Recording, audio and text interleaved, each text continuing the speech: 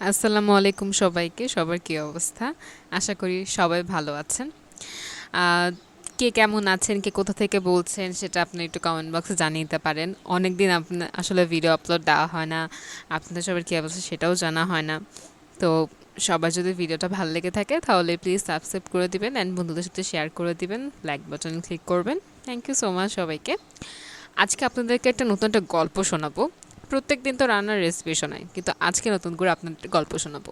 তো একটা মেয়ে আসলে লিখেছিল যে একবার আমি বাসে দাঁড়িয়ে রমনা যাচ্ছিলাম। বাসটা বেশ ক্রাউডেড ছিল। আমার পাশেই একটা আপু ছিল।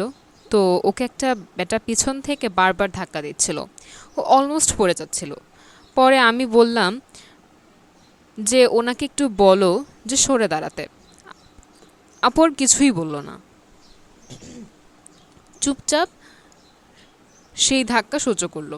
একটু পরে বাস থেকে ওই বেটা আপুর দিকে তাকিয়ে একটা কুলাঙ্গার মার্কা হাসি দিয়ে বাস থেকে নেমে গেল। বাসের কয়েকটা সিট ততক্ষণে খালি হইল। তো আমি আর আপু পাশাপাশি বসলাম। একটু পরেই আপু বলল, আসলে এরকম সিচুয়েশনে চুপ থাকাই ভালো, বুঝছো? নাহলে কখন আবার তোমার পিছু নিয়ে নামবে। দেন কোনো শুনশান এলাকা বা গলিতে গেলে কী যে করবে, এসবের যে চুপ থাকাই ভালো। আমি ওর কথা শুনে থ খেয়ে বসেছিলাম বাকি সময়।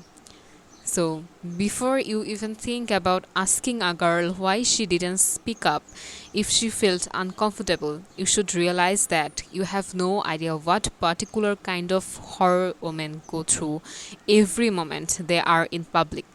The constant stress of survival and safety is always on their minds. Don't you dare question her. Actually, আমরা তো অনেকেই আছি, কিন্তু আমরা আসলে মেয়েদেরকে সম্মান কতটুকু করতে জানি? মেয়েদেরকে সম্মান আমরা আসলে কি করতে জানি?